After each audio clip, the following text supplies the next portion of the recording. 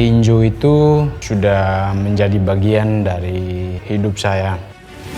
Sampai suatu waktu ibu saya tidak kasih saya untuk bertinju. Sampai saya latihan sembunyi-sembunyi untuk menjadi juara dunia.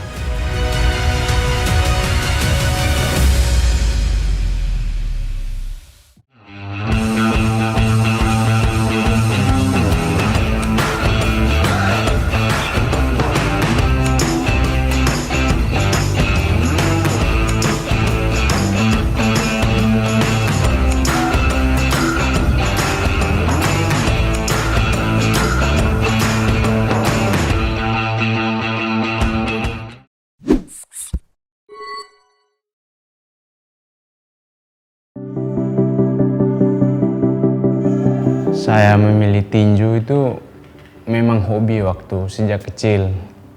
Ya waktu ditanya sama bapak ibu saya waktu saya masih SD, kamu mau jadi apa? Saya bilang ya, saya mau jadi petinju. Ya dari situ mungkin saya waktu masih kecil itu sering nonton Mike Tyson dan ada beberapa tinju Indonesia, Om Eli, kayak gitu-gitu. Saat saya SMA, saya dapat tempat latihan. Di situ saya mulai berlatih tinju di NTT waktu itu.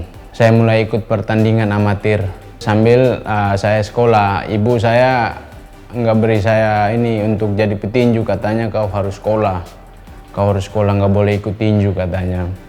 Tapi ya saya diam-diam untuk latihan. Mungkin karena ibu lihat saya sudah semakin fokus di tinju, dia suruh saya sekolah lanjut ke kuliah ke seberang pulau, ke Kupang, dari Sumba ke Kupang. Ya saya kuliah ikut apa yang ibu mau, tapi di situ saya tetap pengen jadi petinju. Saya latihan, saya sambil sekolah, latihan sambil sekolah sampai selesai kuliah. Saya kembali ke kampung, bawa ijazah, tapi ibu bilang kau harus kerja. Saya bilang saya mau jadi petinju, kasih izin saya pengen jadi petinju. Ya mungkin di situ ibu rasa kasihan apa dengan yang saya minta berulang-ulang, lalu ibu kasih saya berangkat ke sini untuk jadi petinju. Pelatih saya dari NTT, dari Sasana Tinju Blazer waktu saya masih amatir, dia membantu. Dan teman saya yang waktu itu sudah di Jakarta, memang Devri Palulu, dia yang ngajak saya ke sini. Katanya, kau mau jadi petinju profesional? Oh, saya mau. Saya bilang, oke, kalau begitu nanti kau berangkat ke sini. Jadi mulai dari itu karir pro saya sampai di sini. Gitu. Nama Hebi Marapu itu memang, Hebi itu nama saya. Marapu itu salah satu kepercayaan di kampung saya di Sumba yang sampai saat ini masih ada. Nah, nama lengkap saya itu Arnoldus Jansen Hebi. Saya tambah Marapu karena saya lahir di kampung Marapu di sana. Jadi biar identik saya bahwa orang dari sana, sehingga saya kasih nama Marapu. Hebi itu nama saya, nama belakang saya. Jadi Hebi Marapu. Gitu. Saya melihat bahwa gini, seorang Jansen ini punya natural talents yang kalau seperti Anda tahu bahwa teman-teman di bagian timur itu selalu punya kekuatan yang lebih kuat dan kegigihan yang tinggi gitu loh. Nah, Jansen punya satu natural talent yang kita lihat agak unik di situ, dan dia punya satu semangat bertanding seperti seorang singa yang saya lihat. Jadi kuat bertanding, tidak mengenal lelah dan berani menghadapi siapapun di lapangan. Dan anak ini juga anak yang humble, kita lihat mau belajar yang paling penting, dan mendengarkan apa yang selama ini kita kasihkan masukan. Jadi saya pikir itu salah beberapa keuntungan dan kelebihan seorang Jansen yang puji syukur insya Allah kita bisa tingkatkan lebih baik lagi ke jenjang yang lebih baik. Saya bertanding juara nasional 3 kali, juara nasional 1 kali, juara WBC Asia. Ya yang paling berkesan itu juara WBC Asia. Saya ya senang sekali waktu itu dapat gelar itu. Ya 2018 waktu saya tanding.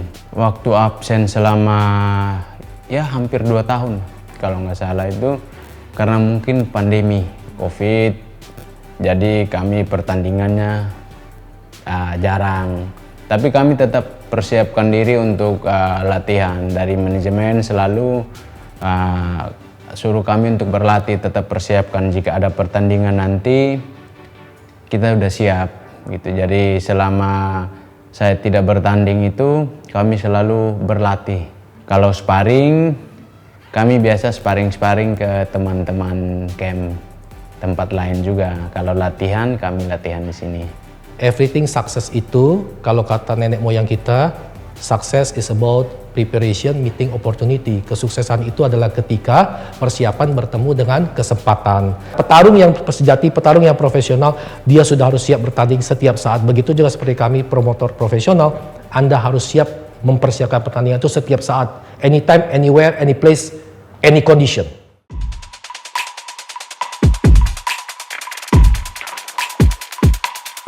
Kemarin itu saya tanding ke Swiss itu semuanya dari tim manajemen saya. Saya hanya disuruh siap berlatih dan dikasih tunjuk nama lawan saya, Nikola ini, dan saya hanya mempersiapkan diri untuk berlatih. Manajemen dan tim yang mengatur semua pertandingan ke Swiss. Dan ya, saya juga kaget dan senang dapat pertandingan pertama kali di luar negeri.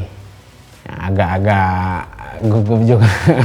Mungkin ini karena ini pengalaman pertama dia untuk ke luar negeri dan langsung ke Eropa, ya kan? Tapi saya yakin ke dia bahwa Swiss adalah negara yang baik, negara yang teraman di dunia, ya. Yang saya sendiri pribadi sudah beberapa kali ke sana dan saya lihat orang situ baik sekali. Dan again tadi semuanya sudah terpresisi, sudah terukur bahwa kita ke sana kita bukan tamu. Kita adalah petinju lokal, dianggap petinju lokal, dianggap hometown fighter. Kami bukan perebutan gelar, tapi perbaikan peringkat. Saya bertanding kemarin itu 8 ronde lawan Nikola. Saya menang di ronde kedua.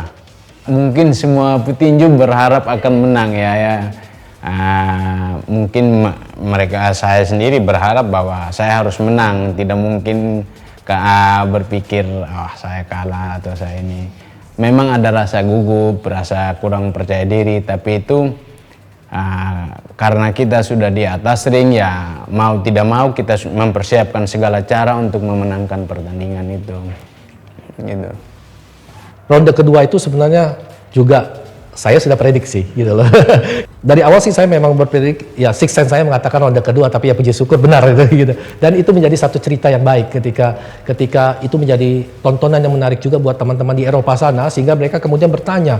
Bahkan ketua Federasi Boxing Swiss, dia juga adalah presiden EBU, European Boxing Union, yang membawain 38 negara Eropa, termasuk di situ adalah Inggris. Dia mengatakan bahwa Jansen akan jadi next superstar buat Eropa dan mungkin akan kita jadikan partai utama ketika nanti di bulan Desember biasanya di Swiss itu ada namanya pertandingan Boxing Day. Ya, sesudah dari Swiss untuk saat ini dari manajer dan tim yang ngatur semuanya. Saya bertugas hanya untuk latihan, mempersiapkan untuk mungkin dari evaluasi kemarin ada banyak yang masih kurang ya. Saat-saat ini saya persiapkan untuk lebih matang lagi. Soal untuk pertandingan kemana nanti manajer dan tim yang memberitahu.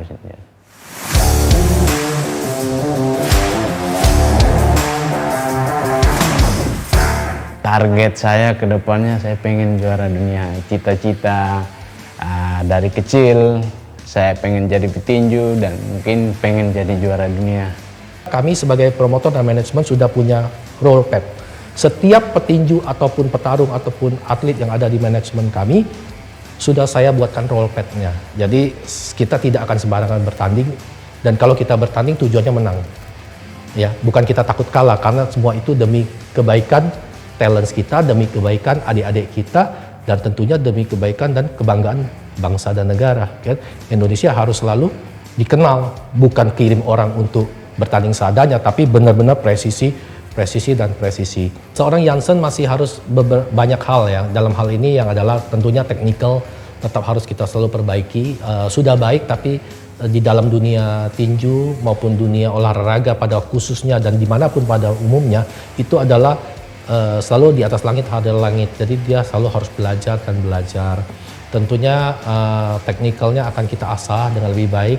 Kita akan mendatangkan juga pelatih-pelatih yang lebih baik dengan kapasitas dan kualitas yang lebih baik. Atau bahkan kita akan mengirimkan Jansen dan juga mungkin juga petinju-petinju asuhan ekspedisi Sportech lainnya nantinya ke tempat lain seperti Thailand maupun Eropa untuk melakukan training camp dan sparring partner yang lebih baik karena memperkaya khazanah pengetahuan baik itu petinjunya seperti Jansen maupun pelatih-pelatih pendamping yang kita punya karena itu menjadi satu kesatuan paket dalam satu tim.